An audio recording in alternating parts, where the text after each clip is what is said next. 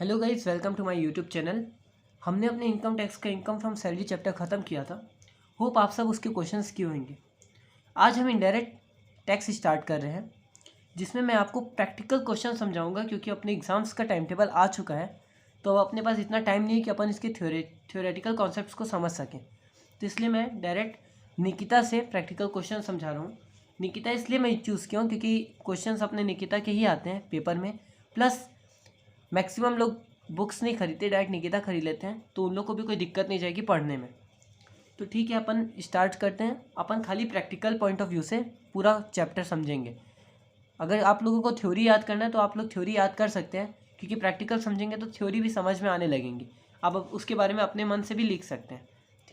देखिए, सबसे पहले अपन पढ़ रहे हैं कस्टम ड्यूटी, जो अपना चैप्टर नंबर यूनिट नंबर 1 है, सेंट्रल कस्टम ड्यूटी एक्ट। देखिए, सेंट्रल कस्टम ड्यूटी एक्ट। सबसे पहले अपन ये वाला यूनिट ख़त्म करेंगे। इसको ख़त्म करने में मैं बता रहा हूँ मैक्सिमम 15 मिनट की वीडियो बनेगी, आपका ये चैप्टर ख़त्म हो जाएगा। ठीक है, चलिए सबसे पहले देखिए, अपने थ्योरेटिकल पार्ट में इसका दिया हुआ है अपने को प्रोफार्मा की क्वेश्चंस को करना कैसे है। अपने को एसेसेबल वैल्यू निकालनी पड़ती है। क्या? Assessable value. एसेसेबल वैल्यू मतलब क्या होता है?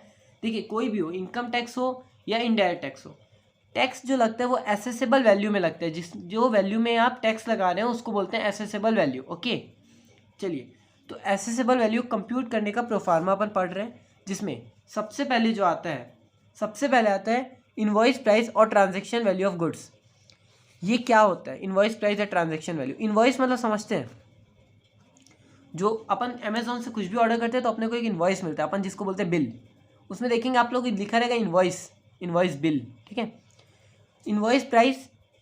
तो इनवॉइस प्राइस क्या होता है? जो प्राइस, जिस प्राइस में आपने एग्री किया है प्रोडक्ट को खरीदने के लिए। ट्रांजैक्शन वैल्यू भी वही होता है।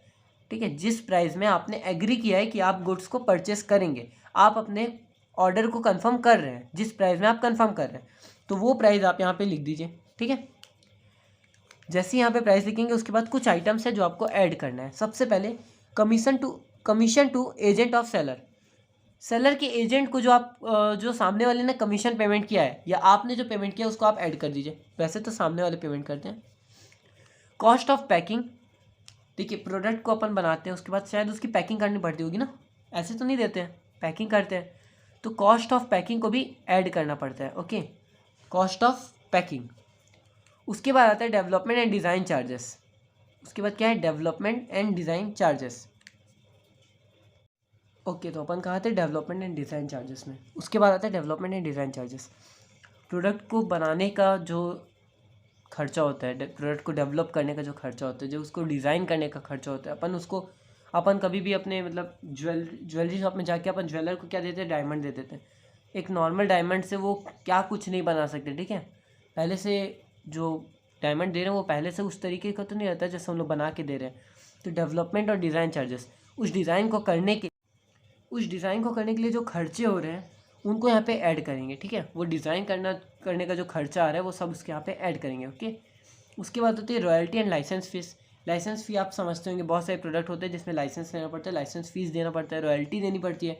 म्यूज़िक इंडस्ट्रीज़ में रॉयल्टी चलती है। ओके, एंड अदर पेमेंट और सप्लाई टू सेलर, और या फिर जो अलग अलग और भी एक्स्ट्रा पेमेंट्स हैं वो सब। उसके बाद आपका आएगा फ्री ऑन बोर्ड वैल्यू, जिसको बोलते हैं FOB वैल्यू। अच्छा, इसमें मैं आपको क्वेश्चंस के पॉइंट ऑफ व्यू से एक चीज़ बताता हूँ। FOB वैल्यू क्या होती है? वो सारे एक्सपेंस को प्लस करिए, वो कॉस्ट ऑफ प्रोडक्ट टिल आपके पोर्ट तक का, जो पोर्ट में जो आपका जो पोर्ट के आने के पहले तक, पोर्ट आने तक जितने खर्चे हो सबको प्लस करिए, पोर्ट आने तक। ठीक है, पोर्ट मतलब जहाँ से अपन एयरपोर्ट हो गए, शिप के लिए जो पोर्ट रहते हैं वो सब। ठीक है, तो पोर्ट आने के पहले तक जितने खर्चे हों उनको ऐड करिए। और ये खर्चे जो भी होंगे ना, ये फॉरेन खर्चे होने चाहिए, आपके इंडियन खर्चे नहीं आएंगे। ये आपकी बुक्स में बहुत सारे क्वेश्चन है जिसमें इंडियन का कुछ खर्चा दिया है, उसको मत लीजिएगा। फॉरेन का खर्चा, इंडियन का एक खर्चा बस आएगा। अगर उसमें लिखा है कि आपने इंडिया से 50,000 का रॉ मटेरियल फॉरेन में भेजा और वहाँ से आप प्रोडक्ट बनवा रहे हैं, तो जो आप रॉ मटेरियल भेज रहे हैं, raw material a cost of product. Okay, और प्रोडक्ट का कॉस्ट निकालने के आपको रॉ मटेरियल कॉस्ट को ऐड करना पड़ेगा। ठीक है, तो इसीलिए यहाँ पे सबको ऐड करने के बाद आपका आएगा FOB वैल्यू। ठीक है, इससे ऐड करेंगे तो FOB वैल्यू आएगा। FOB वैल्यू मतलब क्या होता है कि पोर्ट लाने तक का जो जितना भी आपका कॉस्ट आया उस प्रोडक्ट का, उसको बोलते हैं FOB। ओके, उसके बाद देखिए जो मैं आपको बताया कि इंडियन खर्चा ऐड नहीं होगा, इंडियन रुपीज़ में कुछ भी खर्चा दिया वो ऐड मत करिएगा। पर अगर आपका रॉ मटेरियल कॉस्ट दिया कि आपने रॉ मटेरियल फॉरेन में भेजा है तो आप उसको ऐड करेंगे। ओके, चलिए उसके बाद देखिए फॉलोइंग एक्सपेंस, FOB के बाद फॉलोइंग एक्सपेंसेस आपको ऐड करने पड़ेंगे। सबसे पहले होता है ट्रांसपोर्टेशन कॉस्ट। ट्रांसपोर्टेशन कॉस्ट मतलब ट्रांसपोर्ट का जो खर्चा लगता है, ठीक है, जैसे वही पोर्ट में आपको शिप में जो पैसा देना पड़ रहा है वो सबको यहाँ पे लेंगे। अच्छा, अगर ट्रांसपोर्टेशन कॉस्ट नहीं दिया है तो कितना मान लेंगे, at the rate of 20% of FOB, ठीक है, ये नॉर्मल है। अगर ट्रांसपोर्टेशन एयर से हो रहा है तो जितना एक्चुअल में ट्रांसपोर्टेशन कॉस्ट है वो और 20% विच एवर इज लेस, इन दोनों में जो छोटा है उसको यहाँ पे लिख देंगे। ओके, मतलब मैक्सिमम 20%। देखिए ये ट्रांसपोर्टेशन में 2 पॉइंट है। नॉर्मल ट्रांसपोर्टेशन मतलब एयर से ट्रांसपोर्टेशन नहीं हुआ है और अगर कुछ नहीं दिया तो 20% लेंगे FOB का। ओके, और अगर एयर से ट्रांसपोर्टेशन हुआ है और ये ट्रांसपोर्टेशन कॉस्ट FOB का 20% से ज़्यादा आ रहा है तो आप खाली 20% ऑफ FOB लेंगे, और अगर कम आ रहा है तो ट्रांसपोर्टेशन कॉस्ट लेंगे। समझ में आया? ट्रांसपोर्टेशन कॉस्ट अगर एयर से हो रहा है तो जो ट्रांसपोर्टेशन कॉस्ट है वो या 20% ऑफ FOB, इन दोनों में से जो छोटा है उतना लेंगे। इतना समझ में आया तो बताइएगा, अगर नहीं समझ में आया तो प्लीज़ प्लीज़ प्लीज़ कमेंट करके बताइए। तो ये मैं आपको एक्चुअल में करके दिखाऊंगा। अभी भी अपन क्वेश्चन करेंगे ना तो आपको ये समझ में आएगा, ठीक है। वैसे तो मैं क्वेश्चन किया था तो इसमें ऐसा कोई पॉइंट नहीं था किसी में नहीं दिया हो ऐसा, ठीक है, पर अपन ट्राई करते हैं अगर दिया होगा तो। उसके बाद है इंश्योरेंस प्रीमियम। अच्छा, इंश्योरेंस प्रीमियम का जो खर्चा है उसको यहाँ पे ऐड करिए। अगर नहीं दिया तो क्या करेंगे, तो 1.125% ऑफ FOB। याद रखिएगा इस पॉइंट को, 1.125 याद कर लीजिए एकदम अच्छे से, क्योंकि ये वाला क्वेश्चन यहाँ पे बुक में दिया है जिसमें इंश्योरेंस प्रीमियम कुछ नहीं दिया है तो आपको ये ऐड करना पड़ेगा। ओके, अगर नहीं दिया है यहाँ पे वो विच एवर इज लेस वाला कोई कॉन्सेप्ट नहीं है। ओके, यहाँ पे विच एवर इज लेस वाला कोई कॉन्सेप्ट नहीं है। यहाँ पे जो आपको इंश्योरेंस प्रीमियम दिया है वो, या फिर वो अगर नहीं दिया है तो 1.125% ऑफ FOB निकाल के चुपचाप लिख दीजिए, आपका आ जाएगा cost insurance and freight value, जिसको बोलते हैं CIF value. Okay, CIF value ही अपनी बुक के हिसाब से CIF वैल्यू ही अपने एसेसेबल वैल्यू है। अपने बुक में CIF वैल्यू ही अपना एसेसेबल वैल्यू है। लैंडिंग चार्जेस और 1% ऑफ CIF वैल्यू लिखा है, ये अपनी बुक में कहीं ऐड नहीं किया है। तो मैं इसके बारे में जब एक बार सर्च किया तो पता चला अपने इंडिया में लैंडिंग चार्जेस ऐड नहीं होते हैं, ठीक है। अपने इंडिया में CIF वैल्यू को ही एसेसेबल वैल्यू मानते हैं, ऐसा मैं पढ़ा हूँ, but I am not sure about this. Okay, चलिए ये था नॉर्मल आपका प्रोफार्मा। क्या था प्रोफार्मा में, पहले इन्वॉइस प्राइस में आपको कुछ ऐड करते हैं, जो आपका पोर्ट के आने तक का जो खर्चा होता है उस सबको ऐड करेंगे। उसके बाद उसके बाद आपका आएगा FOB वैल्यू। FOB में आपको ट्रांसपोर्टेशन कॉस्ट प्लस करना है। ट्रांसपोर्टेशन कुछ नहीं दिया, कॉस्ट कुछ नहीं दिया तो 20% ऑफ FOB लेनी है। अगर ट्रांसपोर्टेशन एयर से हो रहा है तो ट्रांसपोर्टेशन कॉस्ट और 20% of FOB which ever is less. और अगर उसके बाद आपका आएगा इंश्योरेंस प्रीमियम। इंश्योरेंस प्रीमियम नहीं दिया है तो 1.125% ऑफ FOB ले लेंगे। ये दोनों को ऐड करने के बाद आ जाएगा आपका CIF value, cost insurance and freight value. Okay, और ये cost insurance and freight value को ही अपन बोलते हैं एसेसेबल वैल्यू। अपने बुक में अपने इंडिया के अनुसार cost insurance and freight value is assessable value. अपने में लैंडिंग चार्जेस ऐड नहीं होते हैं, ठीक है। चलिए अब अपन करते हैं क्वेश्चंस। देखिए क्वेश्चन से स्टार्ट करते हैं। शर्मा जी का लड़का Sharma and sons imported goods worth 20,000. However, the following expenses are not included in it: packing charges 500, transportation cost by air, insurance premium 1.125% of FOB। एक यहाँ पे लिख दिया, इंश्योरेंस प्रीमियम कुछ नहीं दिया था तो पहले ही बता दिया आपको। अगर ये नहीं बताया था तो अपन अपने आप ये चीज़ समझ में आनी चाहिए। और एक्सचेंज रेट दिया है अपने को ₹80 का। अब अपन को निकालना है एक मिनट अपन डायरेक्ट क्वेश्चन में जंप कर दिए। सॉरी, एक पॉइंट तो आपको बताना ही भूल गया। एसेसेबल वैल्यू आने के बाद ना अब आपको कस्टम ड्यूटी भी तो निकालनी है ना। कस्टम ड्यूटी कैसे निकलेगी ये बताता हूँ ना। सबसे पहले आती है बेसिक कस्टम ड्यूटी, जिसको बोलते हैं BCD। Okay, basic custom duty जिसको बोलते हैं अपन BCD। इसमें क्या होगा, पहले एसेसेबल वैल्यू लिखिए, इसको मल्टीप्लाई कर दीजिए जो आपका कस्टम ड्यूटी का रेट दिया है, बेसिक रेट अपॉन 100, ठीक है। उसके बाद आता है एडिशनल कस्टम ड्यूटी, जिसको बोलते हैं CVD on assessable value plus basic. ये कैसे आता है, एग्रीगेट अमाउंट लेंगे, किसका किसका, एसेसेबल वैल्यू को लेना है और बेसिक कस्टम ड्यूटी को, इन दोनों को ऐड करने के बाद मल्टीप्लाई करेंगे रेट ऑफ एडिशनल ड्यूटी, ठीक है। रेट ऑफ एडिशनल ड्यूटी जो है उसको डिवाइड बाय 100। और एक तो एजुकेशनल सेस होता है एट द रेट ऑफ 3%, ये एग्रीगेट कस्टम ड्यूटी इंटू 3/100, ठीक है। एजुकेशनल सेस में एग्रीगेट कस्टम ड्यूटी इंटू 3/100, इतना करेंगे तो आपका आंसर आ जाएगा। चलिए अभी क्या बढ़े, शर्मा जी का बेटा है, उसने इंपोर्ट किया है, सॉरी शर्मा एंड सन्स है, उन्होंने इंपोर्ट किया 20,000 का गुड्स। ये आपका हो जाएगा आपका ट्रांजैक्शन वैल्यू, जिसको बोलते हैं इनवॉइस प्राइस। इसको मल्टीप्लाई कर दीजिएगा 80 से, ओके।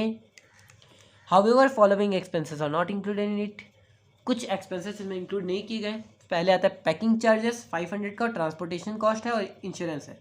देखिए सबसे ईजी जो मैं आपको बताया था, सबसे ईजी जो मैं आपको बताया था, अपने को कितना दिया, 20,000 दिया था। यहाँ पे देखिए 20,000 है, इसको मल्टीप्लाई करेंगे 80 से तो आ जाएगा इनवॉइस प्राइस। देखिए इनवॉइस प्राइस आएगा 20,000, इसको मल्टीप्लाई किया तो ये आ गया, ठीक है, ठीक।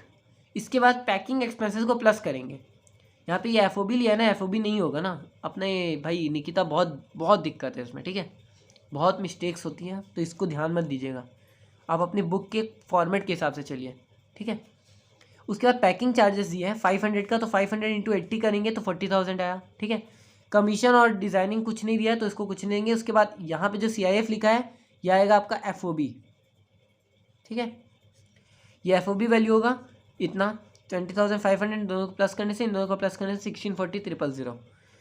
इसमें ऐड करेंगे ट्रांसपोर्टेशन चार्जेस, क्योंकि ट्रांसपोर्टेशन चार्जेस में लिखा था कि वो एयर से ट्रांसपोर्टेशन हुई है, तो अपन बताया था ना 20%, कुछ नहीं दिया था अपने को, बस इतना ही दिया है एयर से ट्रांसपोर्ट हुई है। तो क्या करेंगे, जब आपको रेट नहीं दिया तो आप लोग 20% मान लेंगे, तो 20% ऑफ ये FOB लेंगे, ठीक है। तो 1640,000 का 20% निकालेंगे तो 328,000 आएगा। Let me check first, 1640,000 multiply by 20%, 328,000, okay. उसके बाद CIF वैल्यू, सॉरी उसके बाद है एक तो इंश्योरेंस प्रीमियम। इंश्योरेंस प्रीमियम कितना दिया है, 1.125% ऑफ CIF FOB, ओके। तो 1.125% ऑफ FOB, तो आ जाएगा आपका FOB है 1640,000, इसका 1.125%, FOB है 1640,000 मल्टीप्लाई बाय 1.125%, तो 18,450। देखिए 18,450 ये भी यहाँ पे आ गया। सबको प्लस कर देंगे तो आ जाएगा आपका CIF। देखिए यहाँ पे आएगा CIF वैल्यू, जिसको बोलते हैं अपन, क्या बोलते थे, cost insurance and freight value, okay. ये आएगा CIF, इसी को बोलते हैं एसेसेबल वैल्यू। अब अपने को निकालना है कस्टम ड्यूटी। देखिए रेट ऑफ कस्टम ड्यूटी अपने को दिया था 10% ऑफ, और rate of excise duty on such goods दिया है 12%, ठीक है। चलिए निकालते हैं। सबसे पहले निकालेंगे अपन कस्टम ड्यूटी, इसका 10%, ठीक है। तो उससे आएगा BCD, तो 1986450 का 10% होगा 198645, एक जीरो खा जाइए। बेसिक कस्टम ड्यूटी में हर क्वेश्चन में करते हैं ना, ध्यान से सुनिएगा। बेसिक कस्टम ड्यूटी में ऐड करते हैं सोशल वेलफेयर सरचार्ज, जो होता है 10% of BCD, basic custom duty का 10%। इन दोनों को ऐड करने के बाद आएगा आपका custom duty including educational cess. अब कहाँ से आया, तो ये सोशल वेलफेयर सरचार्ज में ना इंक्लूडेड है एजुकेशनल सेस, ओके। तो इन दोनों को ऐड करने से आया। उसके बाद ऐड करना पड़ता है IGST, है देखिए अपने को दिया है रेट ऑफ एक्साइज ड्यूटी दिया है यहाँ पे, ठीक है, 12%, एक्चुअल में वो GST है, ठीक है। IGST 12% ऑन, अभी IGST 12% किसका लगेगा, ये 218,510 का नहीं, 1986450 एसेसेबल वैल्यू प्लस इन दोनों को जो प्लस करने के बाद ये 218,510 आया, इन दोनों को प्लस करेंगे। मतलब देखिए सबसे पहले अपन प्लस करेंगे 1986450, इसमें प्लस करेंगे जो इन ये basic custom duty plus surcharge आया, कितना है 218,510।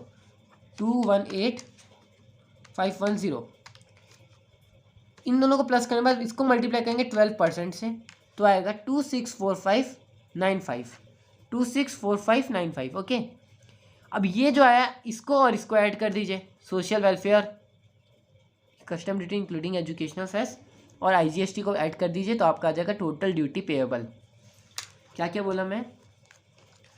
देखिए सबसे पहले क्या करना है, एसेसेबल वैल्यू, ये तो आपको समझ में आ गया, गारंटी है, बहुत ईजी था क्योंकि ठीक है सब क्वेश्चन में यही हुआ है।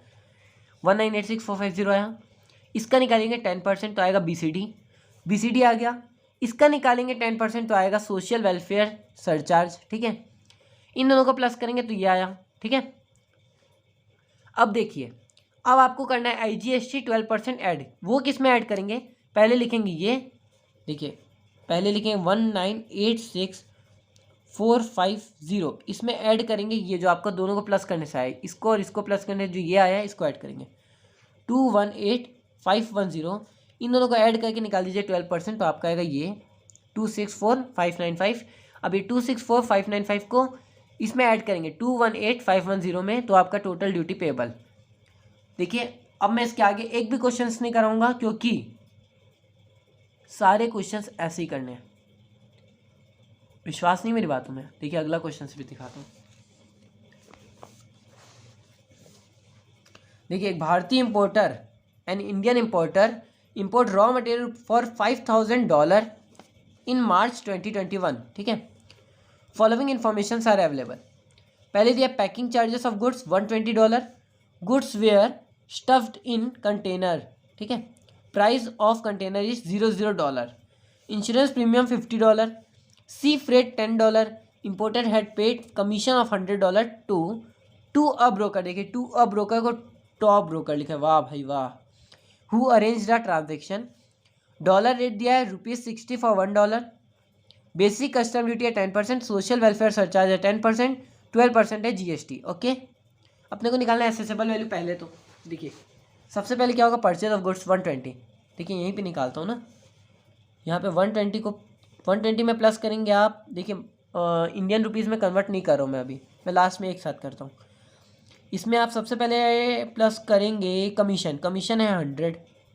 ठीक है, उसके बाद एक मिनट ये तो हुआ ही नहीं ना, इनवॉइस प्राइस 5000 में देखिए अब और तो कुछ नहीं दिया है, 5000 प्लस 120 प्लस 100, इसको मल्टीप्लाई कर देंगे 60 से तो आपका आएगा ये क्या था, ये FOB वैल्यू। ठीक है, FOB आ जाएगा आपका 313,200। क्या आएगा 313,200। इसके बाद आता है अपना सी फ्रेट जो कि $10 है, 10 × 60 करने से आएगा 600, इसमें प्लस करेंगे 600 और इंश्योरेंस प्रीमियम है 50 × 100 करने से आएगा 50 × 60 करने से आएगा 3। अरे भाई क्या हो रहा है, 50 × 60 3000। ओ सॉरी ब्रो, कहीं गलती हो रही है क्या?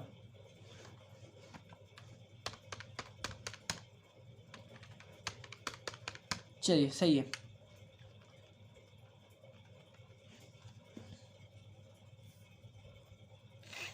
अच्छा सी फ्रेट में ना 160 करिएगा, क्वेश्चंस गलत होता है ना बहुत सारा। आपका जो सॉल्यूशन किया उस हिसाब से कर रहा हूँ।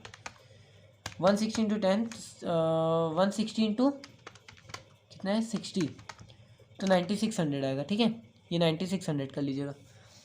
अब देखिए इन तीनों को प्लस करने से क्या आता है, CIF वैल्यू, जिसको अपन बोलते हैं एसेसेबल वैल्यू। करते हैं प्लस 9600 प्लस 3000 प्लस 313,200 तो 325।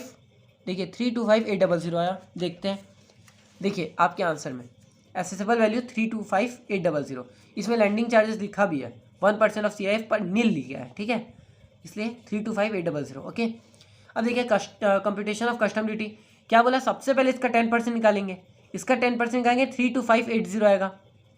फिर सोशल वेलफेयर इसका 10% निकालेंगे जो आपका बेसिक कस्टम ड्यूटी आया है, तो इन दोनों को टोटल करने पे आ रहा है 35838। अब निकालेंगे IGST 12%, कितने इसमें प्लस ये टोटल में, इन दोनों को प्लस करके IGST निकालें 12%। देखिए इसमें प्लस करेंगे अपन 35838, इसका निकालेंगे अपन 12%। ठीक है, 43396 43397, चलिए राउंड ऑफ कर लिया भाई साहब ने। इसमें प्लस करेंगे ये जो टोटल आया था 35838 को, तो देखिए 79234, 79235 यहाँ पे राउंड ऑफ किया। ओके, ये आपका आंसर आ गया, समझ में आया। अब भी अगर आप लोग देखिए क्वेश्चन यूनिट 1 आपका ख़त्म हो गया यहीं पे। अगर आप प्रैक्टिकल के पॉइंट ऑफ व्यू से देख रहे हैं तो प्रैक्टिकल क्वेश्चन आप पूरा कर लीजिए। अब अभी बहुत टाइम है, आपका पेपर शायद अपना पेपर कब से स्टार्ट हो रहा है, 16 से, अभी टाइम टेबल है ना जस्ट, तो डोंट वरी उसके लिए। आप इसके पूरे क्वेश्चन कर लीजिए, बहुत टाइम है अभी। पूरा क्वेश्चन होने में मैं एग्जैक्टली बता रहा हूँ 2 दिन लगेगा, पूरा क्वेश्चन खत्म हो जाएगा इसका। और हर क्वेश्चन, सारा क्वेश्चन एकदम सेम टू सेम ऐसे ही है। गलती एक जगह हो सकती है, क्या पता है, बुक जहाँ पे गलत है। देखिए जैसे यहाँ पे अभी मैं आपको दिखाता हूँ ना, अपनी बुक में कितना दिया था, ये खाली $60 दिया था ना, पर देखिए भाई साहब ने यहाँ पे कितना डॉलर लिया इसका, $160 दिख रहा है।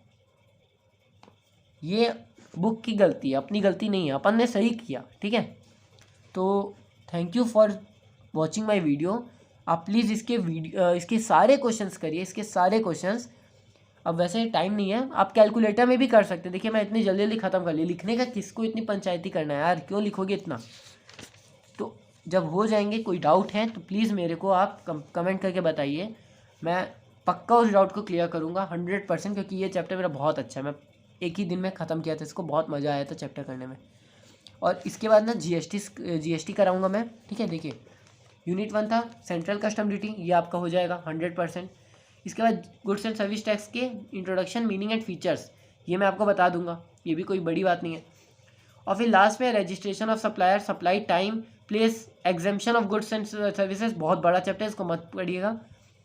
टैक्सेबल वैल्यू ऑफ सप्लाई बहुत ईजी है, कुछ 3-4 अमाउंट याद करना है, हो जाएगा।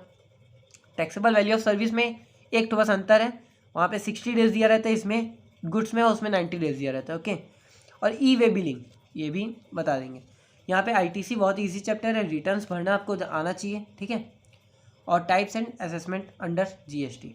चलिए ये आपका 5 यूनिट है, जिसमें से मैं बता रहा हूँ फर्स्ट यूनिट खत्म हो गया, सेकंड अभी तक मैं पढ़ा नहीं हूँ, तो इसलिए मैं आपको नहीं पढ़ा सकता। जीएसटी मैं पढ़ा हुआ हूँ तो मैं आपको बता दूंगा।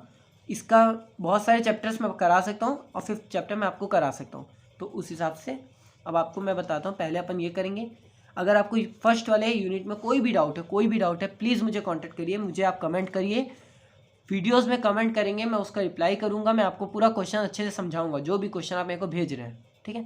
Thank you so much for watching my video.